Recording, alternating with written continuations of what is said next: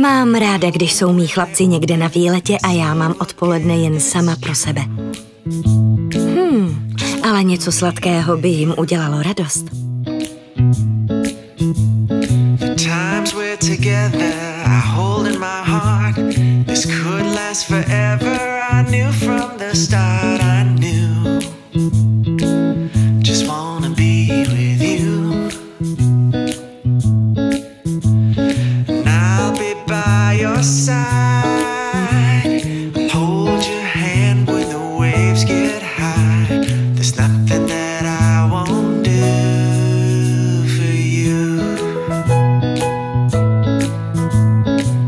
Všechny ingredience na těsto vložím do mísy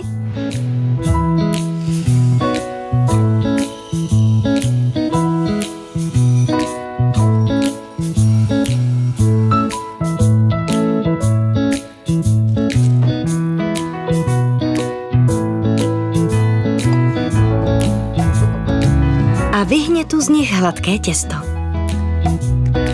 Nyní vymažu dortovou formu herou a na dno a strany rozprostřu těsto. Okraje musí být asi 2 cm vysoké. Propíchám jej vidličkou a dám formu asi na hodinu do lednice. Poté vložím dort do trouby a nechám ho péct zhruba 25 minut. A nyní si připravím pěnu. V kastrůlku smíchám smetanu s medem a chili a přivedu je k varu. Poté směs sundám, přidám nalámanou čokoládu a míchám, dokud se nerozpustí. A teď nechám vše schladnout. Houstnoucí směs naleji na vychladlé dno dortu a pak dám dort opět do lednice stuhnout.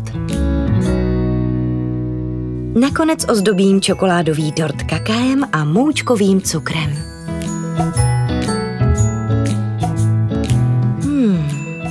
Dám si teď jen jeden kousek. Musím něco nechat těm svým hladovcům.